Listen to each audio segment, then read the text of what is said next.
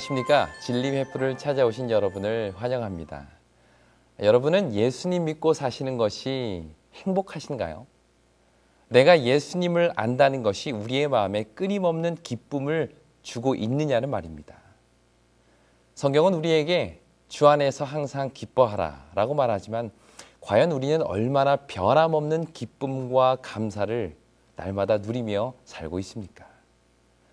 물론 예수님 안에 산다는 것은 참 감사하고 즐거운 것이 사실이죠. 그런데 문제는 그 기쁨과 행복이 참 막연하다는 것입니다. 성경에 나오는 사람들처럼 예수님을 만난 후에는 삶이 완전히 변화되어서 이 기쁜 마음으로 복음도 전하고 또 평생 예수님만을 위해서 살고 싶은데 현실은 그게 잘 안 되는 것입니다. 왜 그럴까요? 뭐가 문제기에 우리의 신앙에는 그처럼 꾸준하고 흔들리지 않는 기쁨과 감동이 없는 것일까요? 저는 가끔 성경을 읽으면서 이런 엉뚱한 생각을 해봅니다. 요한복음 4장에 보시면 이 야곱의 우물가에서 예수님을 만난 한 여인이 등장을 하죠.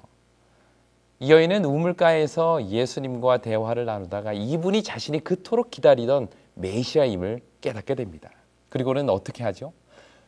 물동이를 버려두고 동네로 들어가서 이렇게 외칩니다. 내가 메시아를 만났습니다. 지금 얼른 우물가로 가보세요. 우리가 기다리던 메시아가 바로 거기에 계십니다. 라고 말이죠. 지금까지는 대인기피증에 우울증까지 겹쳐서 사람들을 피해서 이 정오의 물을 들어오던 그 여인이 예수님을 만난 기쁨에 물동이를 가져가는 것도 잃어버리고는 동네에 들어가서 예수님을 전하는 것입니다.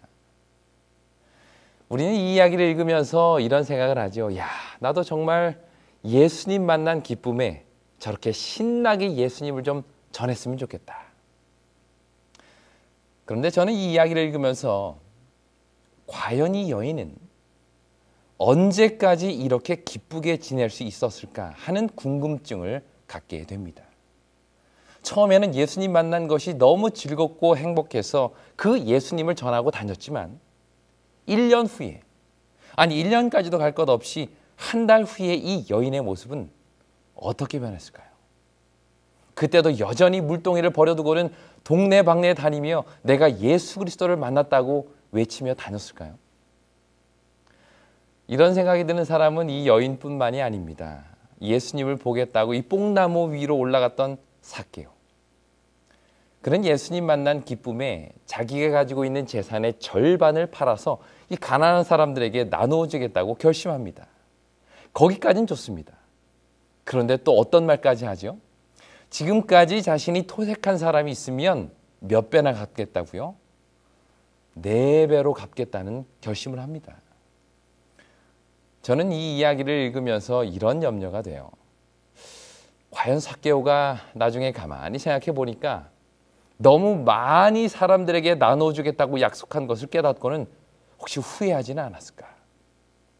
재산의 절반을 팔아 가난한 사람들에게 나누어 주고 또 토색한 사람들에게는 4배로 갚겠다고 했는데 그러면 그 다음에는 그가 뭘 먹고 살까요?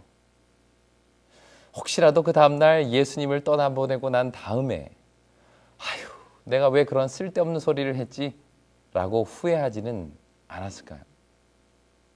마치 연초에 감동적인 설교를 탁 듣고 나서는 내가 하나님께 1억 원을 감사헌금으로 드리겠습니다 라고 결심했다가 나중에 돌아서서 후회하는 우리들처럼 삭개오도 혹시 그렇게 되지는 않았을까요? 제가 왜 이런 생각을 하는 걸까요? 성경을 읽으면서 이 여인은 평생 예수님을 만난 기쁨에 행복하게 살았을 거야. 삭개오는 그날 얻은 구원을 통해서 평생 하나님께 감사하며 살았을 거야 라고 생각을 해야 되는데 왜 이런 쓸데없는 생각을 하게 되는 것일까요? 왜냐하면 그게 오늘 저의 현실이요 우리 모두의 모습이기 때문입니다. 우리는 사실 예수님을 처음 믿고 교회에 나올 때 참 기뻤지요. 그때는 정말 당장이라도 길거리로 뛰어나가서 지나다니는 사람 붙들고 예수님 믿으라고 말하고 싶을 정도로 아주 열정적인 기쁨이 있었습니다. 그런데 문제는 시간이 지날수록 그 마음이 식어지는 것입니다. 기쁨도 막연한 기쁨, 행복도 희미한 행복. 이젠 감동의 면역이 되어서 웬만큼 감동적인 설교를 듣지 않으면 마음의 전율도 잘 안 오죠. 신앙의 즐거움이 점점 사라지는 것입니다. 이것이 오늘 우리의 모습은 아닌가요? 사실 오늘 우리의 신앙에 힘이 없는 이유가 바로 여기에 있습니다. 예수님을 만난 기쁨이 유지가 되지 않는 것이죠. 내가 경험한 구원의 즐거움이 지속적인 기쁨을 주지 못하는 것입니다. 이것이 어쩌면 저의 현실이요, 우리 모두의 현실이 아닐까요? 오늘 우리는 그 문제를 해결할 수 있는 방법을 이 성경을 통해서 찾아볼 것입니다. 과연 어떻게 하면 나의 신앙생활에 기쁨과 활력이 다시 생길 수 있을지, 아니 더 정확히 말씀드리면 예수님을 만난 기쁨과 만족이 어떻게 항상 유지되고 성장해 나갈 수 있을지 그 비결을 함께 찾아보도록 하겠습니다. 다 같이 요한복음 4장 7절로 10절에 있는 말씀을 보시겠습니다. 사마리아 여자 한 사람이 물을 기르러 왔음에 예수께서 물을 좀 달라 하시니 이는 제자들이 먹을 것을 사러 그 동네에 들어갔음이로라. 사마리아 여자가 이르되 당신은 유대인으로서 어찌하여 사마리아 여자인 나에게 물을 달라 하나이까? 하니 이는 유대인이 사마리아인과 상종하지 아니함이로라. 예수께서 대답하여 이르시되 내가 만일 하나님의 선물과 또 내게 물 좀 달라 하는 이가 누구인 줄 알았더라면 내가 그에게 구하였을 것이요 그가 생수를 내게 주었으리라. 13절입니다. 예수께서 대답하여 이르시되 이 물을 마시는 자마다 다시 목마르려니와 내가 주는 물을 마시는 자는 영원히 목마르지 아니하리니 내가 주는 물은 그 속에서 영생하도록 솟아나는 샘물이 되리라. 여자가 이르되 주여 그런 물을 내게 주사 목마르지도 않고 또 여기 물 기르러 오지도 않게 하옵소서. 긴 여행에 지치고 피곤한 한 사람이 우물을 찾았습니다. 우물 앞에 선 그는 몹시 목이 말랐지만 그 물을 마실 수가 없었죠. 왜냐하면 이 우물은 깊고 그에게는 물을 기를 그릇이 없었기 때문입니다. 그래서 그는 자신을 위해 물을 길러줄 사람을 기다리고 있었습니다. 그때 여기 또 한 명의 여인이 우물을 찾습니다. 그 여인도 역시 목이 마른 여인이었죠.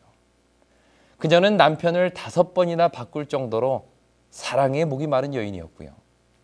메시아를 간절히 기다릴 정도로 참 신앙에 목마른 그런 여인이었습니다. 하지만 이 여인도 역시 자신의 목마름을 스스로 해결할 수 없는, 그래서 누군가가 자신의 목마름을 축여주기를 기다려야만 하는 그러한 여인이었습니다. 이렇게 목마른 두 사람이 이 우물가에서 만난 것이죠. 먼저 이 남자가 말을 건넵니다. 내게 물을 좀 주시오. 그러자 이 여인도 남자에게 말을 건네죠. 내게도 그 물을 좀 주시오. 이날 이 두 사람이 서로 주고받은 물은 서로의 갈증을 풀어주기에 충분했습니다. 바다를 만드시고 이 땅에 물샘과 수로를 내신 그 예수님께서는 그날 한 낯선 여인의 친절에 의존하여 물 한 모금으로 자신의 갈증을 채우셨습니다. 또한 해결할 수 없는 삶의 갈증으로 인해 타들어가는 목을 부여잡고 이 우물가에 나온 그 여인은 그 앞에 서 계신 예수 그리스도를 통하여 영원히 목마르지 않는 생수를 마시게 되지요.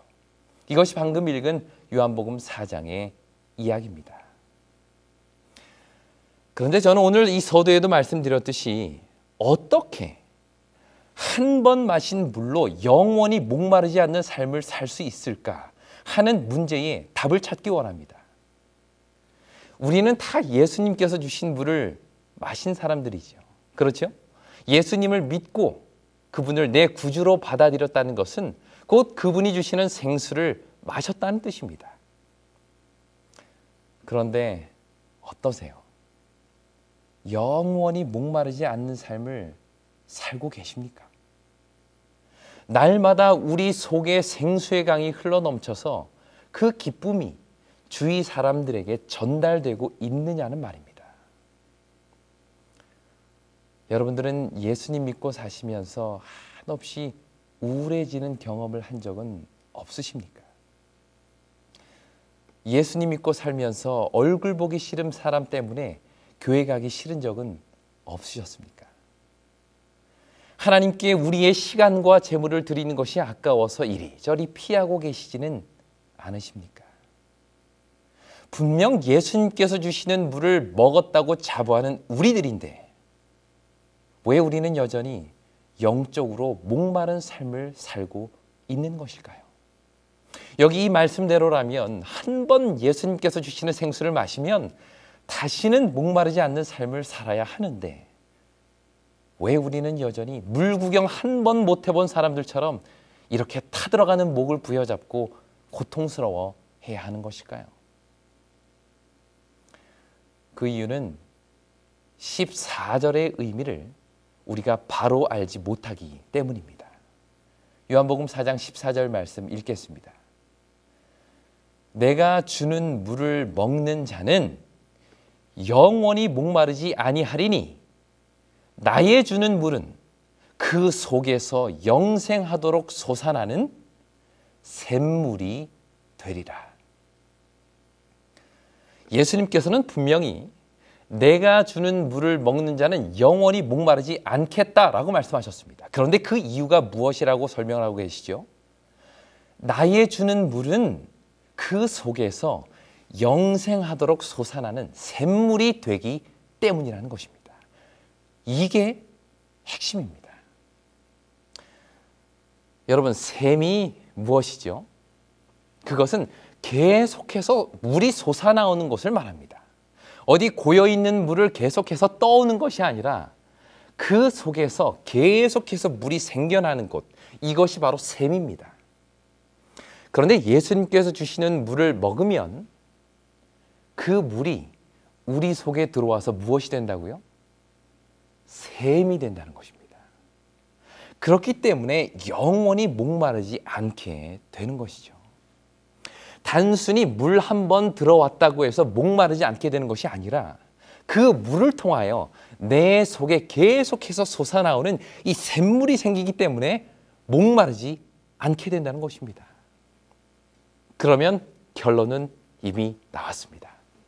우리가 예수님께서 주시는 생수를 이미 마셨음에도 불구하고 여전히 목마른 삶을 살고 있는 이유는 우리 속에 무엇이 없기 때문이에요? 바로 그 샘이 없기 때문입니다. 우리 속에서 영생하도록 솟아나는 샘물이 없기 때문에 계속해서 갈증을 느끼고 목이 타들어가는 것이죠. 우리에게는 바로 그 샘물이 필요한 것입니다. 그렇다면 여기서 말하는 그 샘물이란 무엇일까요? 그 답을 찾기 위해서 우리는 멀리 갈 필요가 없습니다. 이 3장만 뒤로 넘겨보시면 요한복음 7장에 그 답이 나와 있습니다. 예수님께서는 이날 이 사마리아 여인에게 하셨던 것과 똑같은 말씀을 요한복음 7장에서 반복하십니다.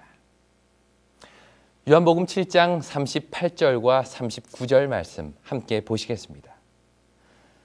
나를 믿는 자는 성경의 이름과 같이 그 배에서 생수의 강이 흘러나리라 하시니 이는 그를 믿는 자의 받을 성령을 가리켜 말씀하신 것이라.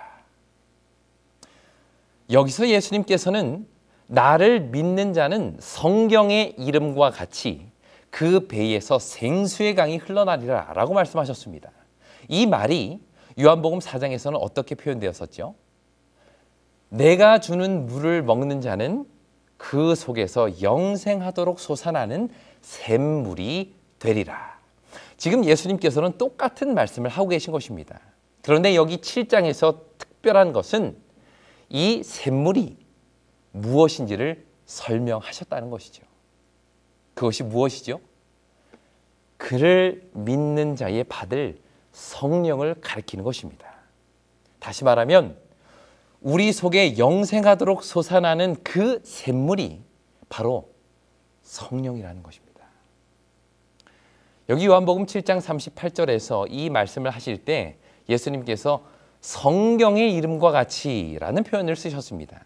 이 말은 성경에 이 말씀이 이미 기록되어 있다는 것입니다. 그렇다면 이 말씀이 어디에 기록되어 있을까요? 이 당시 성경은 구약 성경을 가리키는데요. 구약 성경에 영적으로 가란 우리에게 성령을 주셔서 우리 속에 영생하도록 생수가 흘러나오겠다라는 약속이 있다는 것입니다. 그 말씀이 바로 이사야 44장 3절 말씀입니다. 대저 내가 가란 자에게 물을 주며 마른 땅에 시내가 흐르게 하며 나의 신을 내 자손에게 나의 복을 내 후손에게 내리리니. 여기서 말한 나의 신이 누구를 가리키는 것일까요?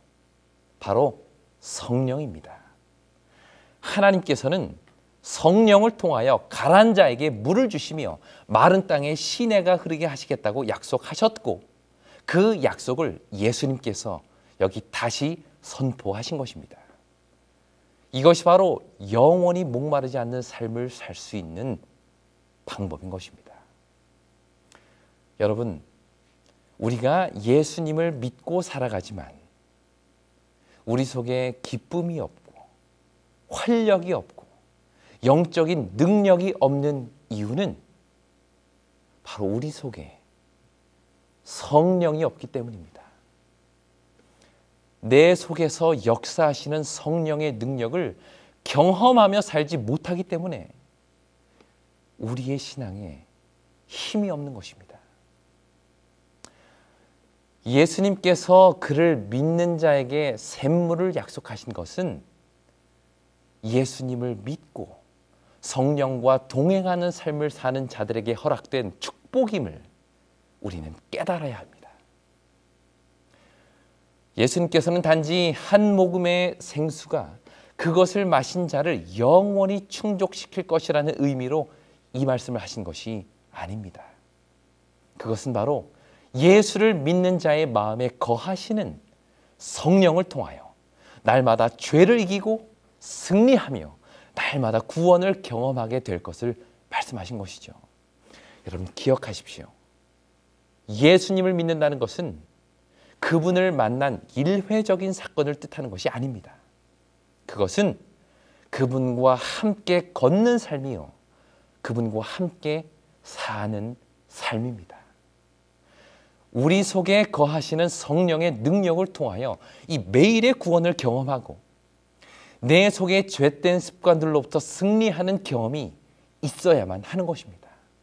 단순히 예수님을 믿는다는 것으로 목마르지 않는 삶을 살겠다는 것을 기대하지 마십시오. 예수님께서 말씀하신 생수의 강은 날마다 성령을 이 마음 가운데 모시고 그분의 능력으로 죄를 이기며 더욱더 예수님을 닮아가는 자들에게 주신 약속이라는 것입니다. 바울은 이러한 개념을 로마서 7장과 8장에서 너무도 분명하게 설명하고 있습니다. 바울은 로마서 7장에서 예수님을 믿는 자들, 즉 그분께서 주시는 물을 마신 자들의 모습을 설명하는데요. 그런데 여기서도 여전히 한 번 물을 마시면 다시는 목마르지 않아야 하는데 여전히 목마름에 괴로워하고 있는 모습이 나옵니다. 로마서 7장 22절부터 읽겠습니다. 내 속사람으로는 하나님의 법을 즐거워하되 내 지체 속에서 다른 한 법이 내 마음의 법과 싸워 내 지체 속에 있는 죄의 법 아래로 나를 사로잡아 오는 것을 보는도다. 오호라, 나는 곤고한 사람이로다.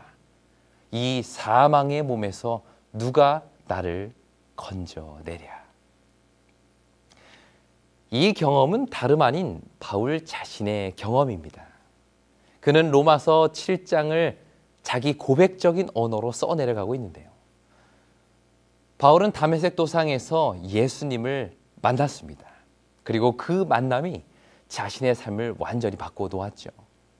지금까지는 예수 믿는 자들을 핍박하는 삶에서 이제는 예수를 전하는 삶으로 바뀐 것입니다. 그뿐만이 아닙니다. 예수님을 통해서 새롭게 이해된 하나님의 법을 즐거워하며 그 말씀 안에 살도록 노력하며 살고 있죠. 그런데 문제는 여전히 그 마음에 있는 죄의 법이 그를 사로잡아서 죄에 빠지게 하는 것입니다. 쉽게 말하면 마음으로는 하나님의 뜻대로 살고 싶은데 그게 잘 안 되는 것입니다. 마음으로는 술도 끊고 담배도 끊고 싶은데 그게 잘 안 되는 것이에요. 마음으로는 화내고 짜증내는 그 성격을 고치고 싶은데 아무리 노력해도 그게 안 되는 것입니다. 마음으로는 남편을 왕같이 모시고 살고 싶은데 자꾸 종처럼 부리게 되는 것입니다. 성경 말씀 읽을 때는 우리 아들, 우리 딸들을 신앙을 첫째로 교육하겠다 결심하지만 현실에 와서는 교회 대신에 다 학원을 보내기로 결심하는 것입니다. 문제는 아무리 잘 해보려고 노력해도 안 된다는 것이죠. 그게 문제입니다. 그러니 예수님은 믿고 내가 교회에 나오지만 마음 한편에서는 묵직한 돌멩이 하나를 달고 다니는 것처럼 무겁고 답답한 신앙을 하고 있는 것입니다.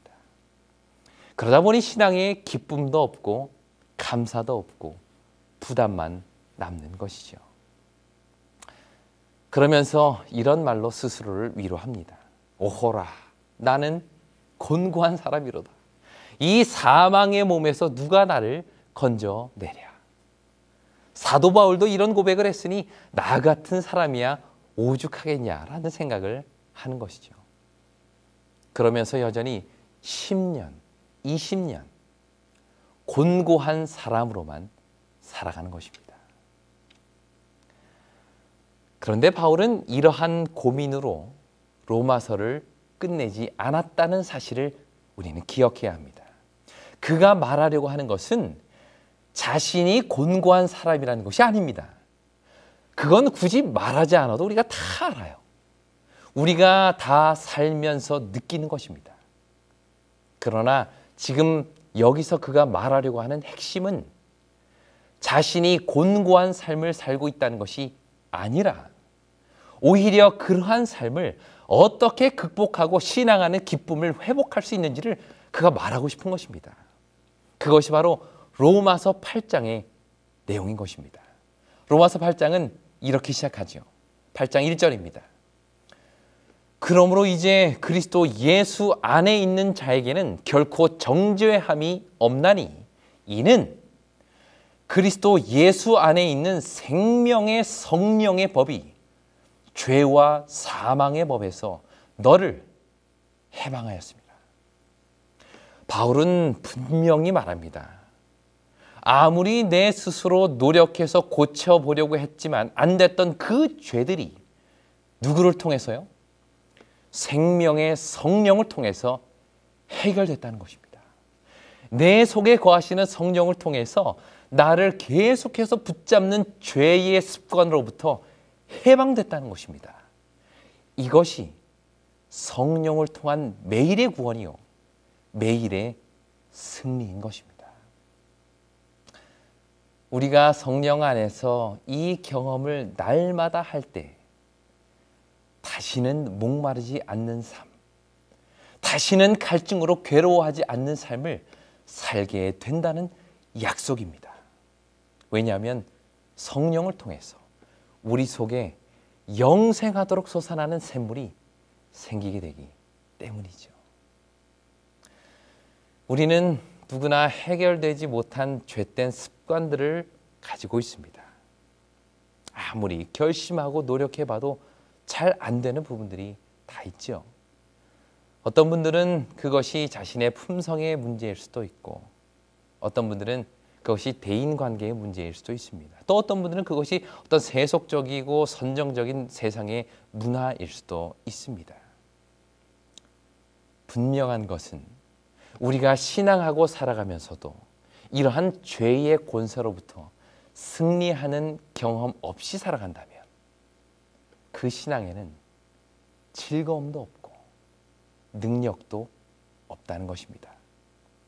말로는 내가 예수님을 믿는다고 하지만 또 실제로 매주마다 교회에 나가긴 하지만 여전히 목마름과 갈증 속에서 살아가는 이유는 바로 우리 삶 속에서 성령의 능력을 날마다 경험하지 못하기 때문입니다. 그러므로 지금 우리에게 필요한 것은 날마다 성령을 통하여 죄를 이기고 매일의 구원을 경험하는 것입니다. 사랑하는 우리 성도 여러분, 우리는 예수님을 믿음으로 구원을 얻은 사람입니다. 그런데 우리가 성령을 통하여 날마다 죄를 이기고 죄의 권세로부터 구원받는 경험을 하지 못한다면 우리는 구원의 즐거움을 잃어버리게 될 것입니다. 바로 오늘 우리에게 필요한 것은 성령을 통하여 날마다 구원을 경험하는 것입니다. 나를 죄에서 구원하신 예수님께서 우리에게 매일의 구원을 약속하셨습니다. 예수님을 통하여 들어온 그 생명의 물이 성령을 통하여 우리 속에서 영생하도록 솟아나는 샘물이 되게 하시겠다고 그분은 말씀하셨습니다. 이 놀라운 약속이 우리 모두의 삶에서 이루어지게 되기를 간절히 바랍니다. 옛날 시골에 가보시면 이 마당에 이 펌프가 하나씩 있죠. 어떻게 생긴지 다 아시죠? 이 앞쪽에는 물이 나오는 구멍이 있고 그 위로는 물을 넣는 구멍이 있고요. 그 위쪽으로는 손잡이가 있어서 그것을 위아래로 저으면 물이 나오는 그런 수동 펌프입니다. 그런데 아무리 힘이 센 사람이 이 펌프질을 해도 물은 나오지 않습니다. 그러면 어떻게 해야 물이 나올까요? 일단 물 한 바가지를 그 펌프에 넣고 그 다음에 이 펌프질을 해야 하는 것입니다. 그러면 거기서 시원한 생수가 계속해서 흘러나오게 되는 것이죠. 우리의 신앙도 이와 같습니다. 우리는 예수님을 믿음으로 그분께서 주시는 물 한 바가지를 우리의 삶에 집어넣었습니다. 이제 우리가 해야 할 일은 열심히 이 펌프질을 하는 것입니다. 내가 주는 물을 먹는 자는 그 속에서 영생하도록 솟아나는 샘물이 되리라는 약속을 믿고 날마다 간절히 성령을 구하는 그 펌프질을 해야 하는 것입니다. 그러면 성령께서는 우리 속에서 끊임없는 생수의 강이 터져나와 나 자신뿐만 아니라 우리 가족과 우리의 이웃과 온 성도들에게 시원한 생수를 나누어 줄 수 있게 될 것입니다. 오늘 말씀을 마치면서 제가 처음에 드렸던 내용으로 다시 한번 돌아가 보도록 하겠습니다. 만일 야곱의 우물가에서 예수님을 만난 이 여인이 성령을 통하여 날마다 구원을 경험하는 삶을 살지 못했다면 그녀가 이날 경험한 예수님을 만난 기쁨은 결코 오래가지 못했을 것입니다. 그리고 그녀는 또다시 우울하고 침울한 삶으로 돌아갔겠죠. 누가복음 19장에 소개된 삭개오도 역시 예수님을 만난 그날 이후로 성령을 통하여 자신의 죄된 습관을 극복해 나가는 그 매일의 구원을 경험하지 못했다면 그는 반드시 일주일도 안 돼서 자신의 결심을 후회했을 것입니다. 우리도 마찬가지입니다. 아무리 선교지에 가서 힘있게 역사하시는 예수님의 능력을 경험하고 돌아왔다 할지라도 매일의 삶 속에서 성령의 능력으로 죄를 이겨나가는 기쁨을 경험하지 못한다면 그 신앙은 곧 힘을 잃어버리게 될 것입니다. 아무리 은혜로운 설교를 듣고 눈물까지 흘렸다 할지라도 그 은혜가 성령을 통하여 매일의 삶 속에서 경험되지 못한다면 그 신앙도 역시 여름 태양볕에 시드는 풀처럼 이내 말라버릴 것입니다. 여러분 기억하십시오. 예수님을 만난다는 것은 결코 일회적인 사건으로 끝나는 것이 아닙니다. 신앙은 예수님을 만나는 것으로 끝나는 것이 아니라 예수님과 함께 걷는 것입니다. 신앙은 예수님으로부터 생수를 한 번 마시는 것으로 끝나는 것이 아니라 그 물이 들어와서 샘물이 되어 그곳으로부터 물이 끊임없이 솟아나와 강같이 흘러나가는 것을 의미하는 것입니다. 이러한 경험이 오늘 저와 우리 모두의 삶에서 경험되어지기를 간절히 바랍니다. 오래전에 만난 예수님에 대한 추억만을 되새기는 신앙이 아니라 날마다 내 삶에 역사하시는 살아계신 예수의 능력을 경험하게 되기를 간절히 바랍니다. 그렇게 될 때 우리 속에는 신앙을 하는 즐거움이 회복될 것입니다. 아무쪼록 우리 속에 역사하시는 성령의 능력을 통하여 날마다 구원을 경험하는 우리 모두가 되기를 이 시간 간절히 바라며 오늘 말씀을 마치겠습니다. 진리횃불 웹사이트에는 이 시대를 위한 하나님의 말씀이 준비되어 있습니다. 다음과 같은 성경 연구 자료를 통해서 하나님을 더 깊이 만나게 되길 간절히 바랍니다.